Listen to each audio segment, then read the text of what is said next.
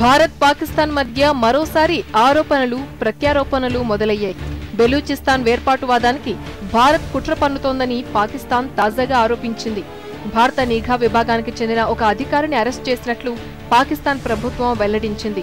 Indian నేవీలో commander rank ఆఫీసర్గా పనిచేస్తున్న కుల్ యాదవ్ భూషణ్ అనుమతి లేకుండా తమ దేశంలోకి ప్రవేశించారని చెప్తోంది. భూషణ్ ప్రస్తుతం రీసెర్చ్ అండ్ ఎనాలిసిస్ వింగ్ రాలో పనిచేస్తున్నారని, బెలూచ్ వేర్పాటువాదులతో ఆయనకు సంబంధాలున్నాయని చెప్పుకొచ్చింది.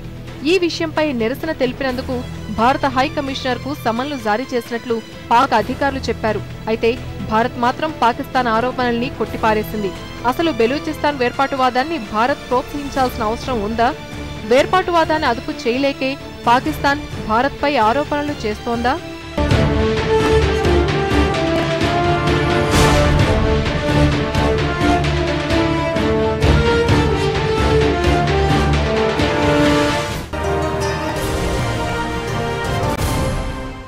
భారతదేశానికి చెందినటువంటి గూఢాచారిని మేము పట్టుకున్నాం. ఆయన పాకిస్తాన్ అంతర్గత వ్యవహారాల గురించి భారతదేశానికి చేరవేస్తున్నాడు అనేది పాకిస్తాన్ అభియోగం. ఇదేదో అభియోగమే కాదు, నేరుగా భారత హై కమిషనర్ని పిలిచి కూడా తన నిరసన పాకిస్తాన్ వ్యక్తం చేసింది. పాకిస్తాన్ ఈ విషయంలో చెప్పదలుచుకున్నది ఏంటి? ముందుగా భారతదేశం చాలా ప్రత్యేకంగా పాకిస్తాన్ చేసిన ఆరోపణలకు సమాధానం కూడా ఇచ్చింది. ఇది రీసెర్చ్ అండ్ ఎనాలిసిస్ వింగ్, భారతదేశానికి చెందిన ఎక్స్టర్నల్ ఇన్వెస్టిగేటింగ్ ఏజెన్సీ. విదేశాల్లో భారతదేశం కోసం ఇంటెలిజెన్స్ని సేకరించేటువంటి వింగ్ను రీసెర్చ్ అండ్ ఎనాలిసిస్ వింగ్ అంటారు.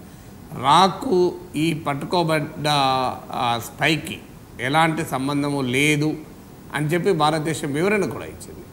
అయితే నిజంగా మరి పాకిస్తాన్ ఎందుకని ఈ అంశం చేస్తోంది?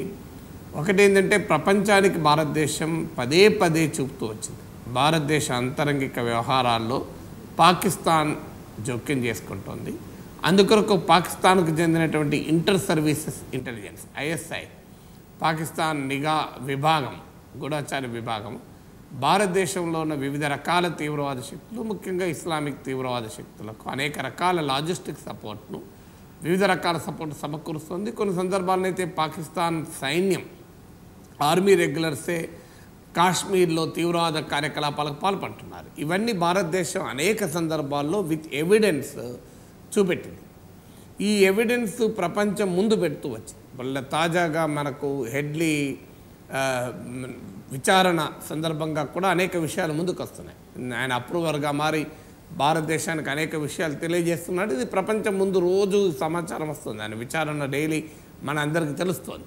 అందువల్ల పరిణామాల నుంచి ప్రపంచ దృష్టిని మళ్లించడానికి పాకిస్తాన్ చాలా నిజాయితీ కలిగిన దేశం, భారతదేశమే పాకిస్తాన్లో గూఢాచార్యం చేస్తోందని చెప్పడానికి పాకిస్తాన్ ఆడుతున్న నాటకం ఇది. ఇది కొత్తేమీ కాదు. భారతదేశం లోని కాశ్మీర్లో పాకిస్తాన్ జోక్యం చేసుకుంటోంది. పాక్ ఆక్రమిత కాశ్మీర్లో సైనిక స్థావరాలు పెట్టి, తీవ్రవాద స్థావరాలు పెట్టి శిక్షణ ఇస్తోందని కూడా భారతదేశం చాలా సందర్భాల్లో చెప్పింది. దీనికి రివర్స్గా పాకిస్తాన్లోని వజీరిస్తాన్లో, అలాగే బెలూచిస్తాన్లో ఎక్కడైతే పాక్ ప్రభుత్వానికి వ్యతిరేకంగా ప్రజలు తిరగబడుతున్నారో, ముఖ్యంగా ఆఫ్ పాక్ బార్డర్ అంటారు, ఆఫ్ఘనిస్తాన్ పాకిస్తాన్ సరిహద్దు, ఆ ప్రాంతంలో పాకిస్తాన్ పాలనకు వ్యతిరేకంగా ప్రజలు తిరగబడుతున్నారు. అక్కడ ప్రధానంగా కేంద్రీకరించి పాకిస్తాన్ భారతదేశం పైన ఆరోపణలు చేస్తుంది. అంటే భారతదేశం ఈ పనులు చేయిస్తుందని. కానీ అంతర్జాతీయ సమాజానికి తెలుసు, భారతదేశం పాకిస్తాన్ ఆంతరంగిక వ్యవహారాల్లో కానీ, మరో దేశ ఆంతరంగిక వ్యవహారాల్లో కానీ ఇలాంటి జోక్యం చేసుకున్న ఉదాహరణ లేదు. శ్రీలంకలో ఇండియన్ పీస్ కీపింగ్ ఫోర్స్ పంపొచ్చు, అది భారతదేశం ఆనాటి అధ్యక్షుడు జయవర్ధనతో కుదుర్చుకున్నటువంటి ఒప్పందం ఫలితం. అలాగే భారతదేశం భూటాన్తో కలిసి సంయుక్తంగా ఉల్ఫా తీవ్రవాదులు ఏడివేశారు. అప్పుడు కూడా భూటాన్ భూభాగంలో కన్నా బయట ఉండి, భూటాన్ వాళ్ళు వాళ్ళ దేశం నుంచి భారతదేశం సరిహద్దున ఉండి ఈ ఉల్ఫా తీవ్రవాదుల్ని దెబ్బతీసింది. ఇక మూడో అంశం మనకు బంగ్లాదేశ్ విమోచనోద్యమం. అది భారతదేశ సైన్యాలు వెళ్ళినాయి కూడా బంగ్లాదేశ్ స్వతంత్ర పోరాటానికి, విమోచనోద్యమానికి మద్దతుగా వెళ్ళాయి. అయితే ఈ బంగ్లాదేశ్ విమోచనోద్యమానికి భారత్ మద్దతును పాకిస్తాన్ పదే పదే చెప్తూ వస్తుంది. ఇదేమి అరిగిపోయిన రికార్డు. చాలా కాలంగా భారతదేశం రుజువు చేస్తూ వచ్చింది పాకిస్తాన్ దుర్మార్గం. ఇప్పుడు అజ్మల్ కసబ్ వ్యవహారం మనందరికీ తెలుసు. ఆయన పాకిస్తాన్ వాడే కాదని చెప్పారు. పఠాన్కోట్ ఇన్సిడెంట్ అయింది, పాకిస్తాన్తో సంబంధం లేదంటారు.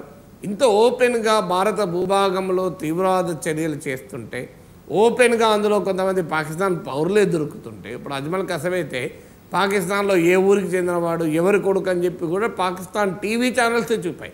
అయినా కూడా మాకు సంబంధం లేదు అని పాకిస్తాన్ చెప్తోంది.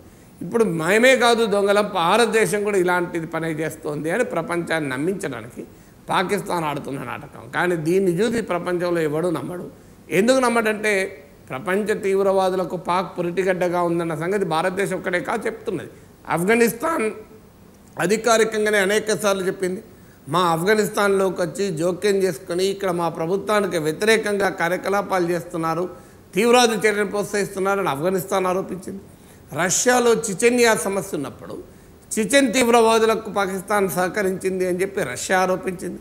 చైనాలోని జిన్జియాంగ్ ప్రావిన్స్లో ఇస్లామిక్ తీవ్రవాదుల ప్రోత్సాహానికి పాకిస్తాన్ హస్తం ఉందని చైనా కూడా అనేక సందర్భాల్లో ప్రత్యక్షంగాను పరోక్షంగాను చెప్పింది.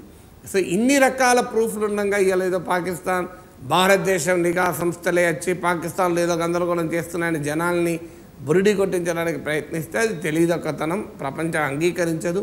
ప్రపంచంలో భారతదేశం స్టాండింగ్ వేరు, పాకిస్తాన్ స్టాండింగ్ వేరు. పాకిస్తాన్ ఒక మిలిటరీ రాజ్యం, భారతదేశం ప్రజాస్వామిక రాజ్యం. పాకిస్తాన్ ఒక ఫెయిల్డ్ స్టేట్, ఫ్లాడ్ స్టేట్, ఒక విఫలమైన రాజ్యం. భారతదేశం ప్రపంచంలోనే ఇలా ఒక స్థాయి కలిగినటువంటి పశ్చిమ ప్రజాస్వామిక దేశాలతో పోటీ పడే స్థాయిలో, తృతీయ ప్రపంచంలోనే అసూయపడే రీతిలో భారతదేశం ఒక రాజ్య వ్యవస్థగా నిలబడింది. అందువల్ల పాకిస్తాన్కు భారతదేశానికి పోలికే లేదు. పాకిస్తాన్ ఆంతరంగిక వ్యవహారాల్లో భారతదేశం జోక్యం చేసుకుంటే భారత పార్లమెంటు ఊరుకోదు, భారతదేశంలో ప్రతిపక్షాలు ఊరుకోవు, భారత న్యాయ వ్యవస్థ ఊరుకోదు, భారతదేశంలో మీడియా ఊరుకోదు, భారతదేశ పౌర సమాజం ఊరుకోదు. మరి పాకిస్తాన్లో ఈ పరిస్థితి లేదు కదా. ఒకవేళ అలా నిజంగానే ఉండుంటే కాశ్మీర్లో పాక్ జోక్యం పట్ల పాక్ న్యాయస్థానాలు తప్పుపట్టలేదు, పాక్ ప్రతిపక్షాలు తప్పుపట్టలేదు, పాక్ పార్లమెంట్లో విమర్శ లేదు, పాక్ మీడియాలో అడపాదడపా కొన్ని కథనాలు తప్ప పెద్ద ఎత్తున పాక్ ప్రభుత్వ విధానాన్ని ఎవరు తప్పుపట్టలేదు. అందువల్ల పాకిస్తాన్కు భారతదేశానికి పోలికే లేదు. ఈ కహానీలు చెప్పి కబుర్లు చెప్పి ప్రపంచాన్ని నమ్మించలేదు.